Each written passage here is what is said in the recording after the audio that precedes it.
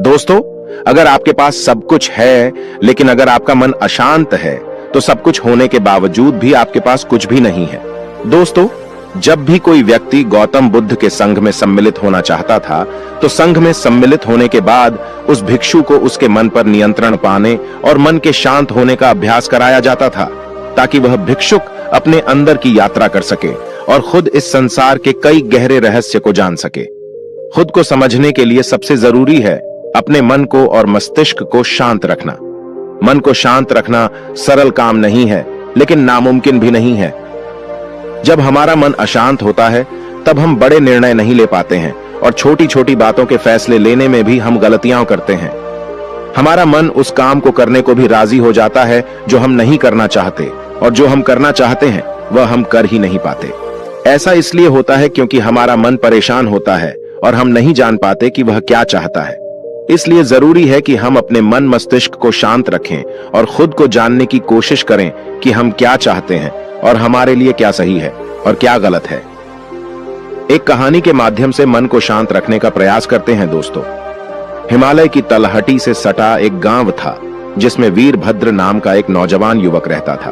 वह युवक हमेशा अपने अनियंत्रित विचारों और अशांत मन से हमेशा परेशान रहता था।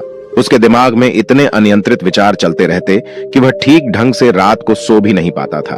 वह नींद जाता था क्योंकि उसके मन में हमेशा अशांति रहती थी और कुछ विचार तो उसके इतने खतरनाक होते थे कि वे उसे नींद से जगा देते थे।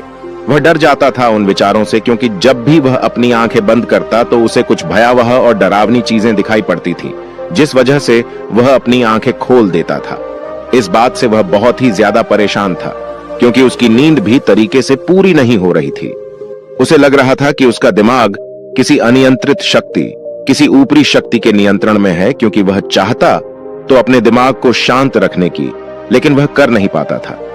वह सबसे यही कहता कि वह अपने विचारों को तो शांत रखना चाहता है, लेकिन वह उन विचारों को चाह करके भी शांत नहीं कर पाता क्योंकि उसका दिमाग खुद उसके नियंत्रण में नहीं रहता है।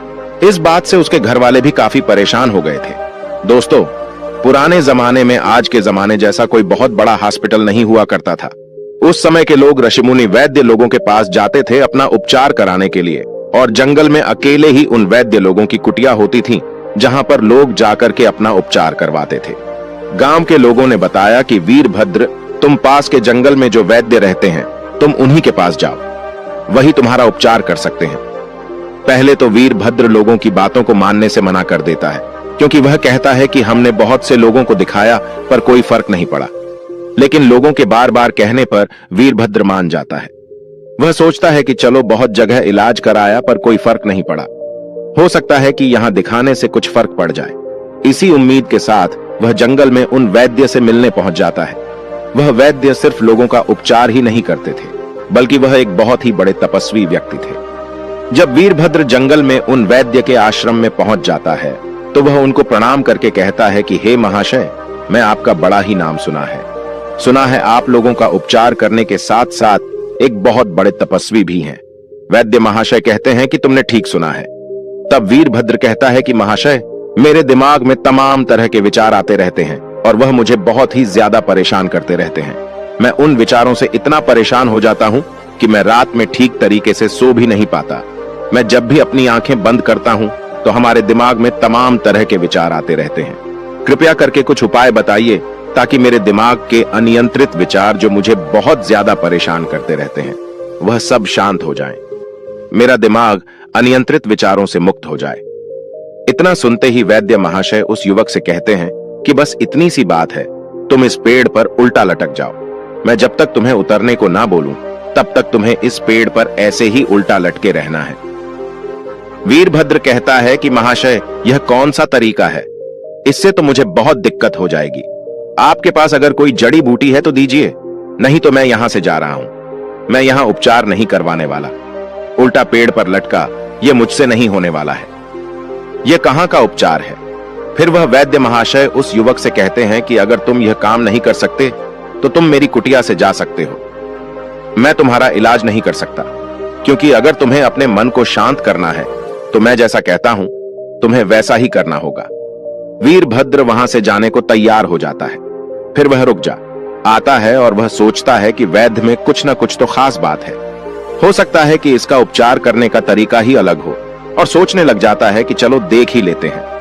अब उसे सही होना था तो वह हर एक उपाय करने को तैयार था।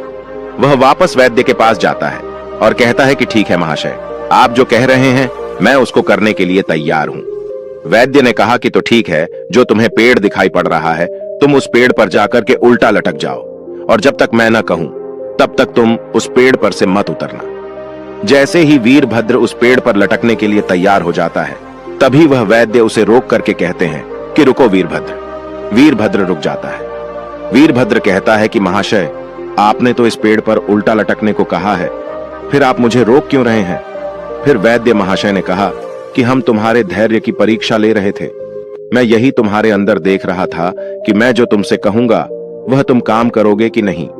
तुमने मेरी बात मान ली, इसका मतलब यह है कि तुम्हें ठीक होना है। तो आओ, अब हम तुम्हें मन के शांत होने के तरीके के बारे में बताऊंगा, लेकिन 1 महीना तक तुम्हें कहीं नहीं जाना है, सिर्फ मेरे साथ ही रहना है। वीरभद्र कहता है कि ठीक है महाशय, मैं आपके साथ इस कुटिया में रहने को तैयार हूं। वैद्य ने कहा कि कल सुबह नहा धो करके सूरज निकलने से पहले ही तुम मेरी कुटिया के सामने उपस्थित हो जाना। वीरभद्र अगले दिन वैसा ही करता है। वह रात को जल्दी सो जाता है और सुबह सही समय पर उठ करके स्नान करके वैद्य महाशय की कुटिया के सामने उपस्थित हो जाता है। वैद्य महाशय ने कहा कि वीरभद्र, अनियंत्रित मन हमें जीवन में नकारात्मकता की ओर ले जाता है। नियंत्रित मन हमें इस नकारात्मकता से बचाता है।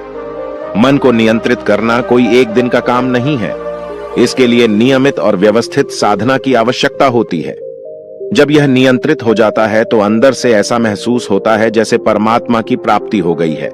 आपका शरीर एक हथियार है और इसे अधिक मजबूत बनाने पर विचार करना चाहिए। आप केवल अपने मन को और शरीर को मजबूत बनाने का विचार कीजिए। इससे आप जीवन के महासागर को पार करने में सक्षम होंगे। अपने आप में एक मजबूत विश्वास आपको धार्मिक बनाएगा। इससे आपको काफी खुशी का आभास होगा। वैद्य ने कहा कि मन को शांत रखने के 7 सूत्र होते हैं जो मैं तुम्हें बता रहा हूं। तुम एक एक करके उन सूत्र को समझना और अगर तुम समझ गए तो तुम बिना दवा के भी अपने मन को शांत कर लोगे। वैद्य महाशय ने कहा कि मन को शांत रखने का पहला उपाय है, जो हो रहा है उसे होने दो, जो बह रहा है उसे बहने दो। वैद्य महात्मा ने कहा कि वीरभद्र, कभी कभार कुछ चीजें हमारे अनुसार नहीं होती हैं और हम फिर उन चीजों को अपने हिसाब से करने के लिए अथक प्रयास करते हैं, लेकिन हम उस चीज में हारने लगते हैं। हमारे चाहने पर भी वह चीज हमारे हिसाब से नहीं होती है और जब चीजें हमारे हिसाब से नहीं होती हैं तो जाहिर सी बात है कि हमारा मन अशांत ही रहेगा।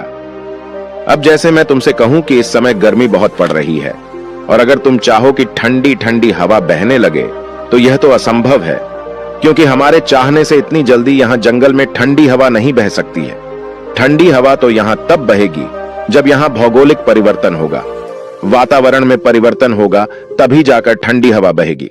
लेकिन अगर हम यह सोचे कि ठंडी हवा बहने लगे और हमारी गर्मी मिट जाए तो ऐसा होना असंभव है। हमें यह काम करना खुद को मौसम के हिसाब से ढालना है, तभी तो हम इस गर्मी से बच सकते हैं। तो बार व्यक्ति के साथ भी ऐसा होता है कि वह चाहता तो है कि चीजें उसके हिसाब से हों, लेकिन चीजें उसके हिसाब से होती ही नहीं।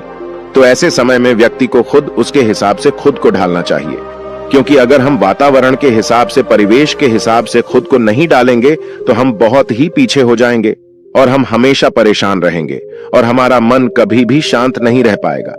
इसलिए वातावरण को, परिवेश को बदलने की कोशिश मत कीजिए। चुपचाप बैठ जाइए और मन को भटकने दीजिए। जहां जाना चाहता है उसे जाने दीजिए।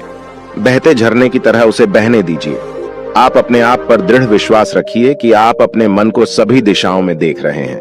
अगर आप उसे रोकने का प्रयास करेंगे तो मन बेचैन होने लगेगा। इसलिए शांति से बैठ जाइए और उसे बहते नदी की तरफ अपने मन को बहने, वह जहां जा रहा है उसे जाने दीजिए। उसे रोकने का प्रयास मत कीजिए। धीरे धीरे जब विचार आपके दिमाग में बहने लगेंगे, तमाम विचार उठने लगेंगे। विचारों का सैलाब आपको परेशान भी कर सकता है, लेकिन ध्यान रहे कि आप उन किसी भी विचार पर विचार मत कीजिए। विचारों को आने और उन्हें जाने दीजिए और थोड़ी देर बाद आप अनुभव कर पाएंगे कि विचार आया और चला गया, फिर दूसरा विचार आया और वह भी चला गया। ऐसे करते करते कई सारे विचार आएंगे और वह बिना आपको परेशान किए हुए चले जाएंगे और एक समय के बाद आप यह अनुभव कर पाएंगे कि विचार आया और चला गया। फिर दूसरा विचार आया और वह भी चला गया। ऐसे करते करते कई सारे विचार आएंगे और वह बिना आपको परेशान किए हुए चले जाएंगे। और एक समय के बाद आप अनुभव कर पाएंगे कि अब आपके दिमाग में उतने विचार नहीं आ रहे हैं जितने कि पहले आते थे। अब आपका मन धीरे धीरे शांत होने लगा है। इस समय आप सभी सांसारिक मोह माया या रिश्ते को त्याग कुछ बाद आप देखेंगे कि आपका मन शांत झील की तरह शांत हो रहा है। यह प्रक्रिया मन के भटकने की गति को धीमा कर देती है। प्रत्येक दिन इसकी साधना कीजिए और अपने आप को पहचानिए। समय के साथ आपका मन आपके नियंत्रण में होगा। ध्यान का अर्थ है कि आपने अपने मन पर काबू पा लिया है।